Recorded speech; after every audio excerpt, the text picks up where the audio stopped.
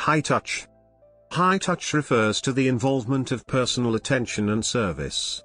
In business, the term often refers to situations where trust between the customer and employed individuals is necessary. High-touch areas include medicine, wealth management, real estate, and legal. Stock trading done by humans as opposed to automated trading or using online brokers is also referred to as high-touch. Origins. The term was coined in 1982 by John Naisbitt in his book Megatrends. It was explored further by Naisbitt in his follow-up book High Tech/High Touch. In medicine, high-touch care is also referred to as patient-centered care. High-touch may also refer to the frequency in which a surface is touched.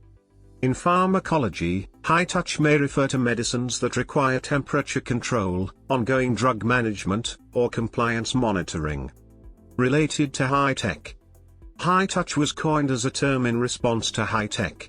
High-tech, as opposed to high-touch, is when customers don't need human interaction to perform activities such as onboarding, ordering, and account management. High-tech services, such as chatbots, allow customers to get what they want on demand.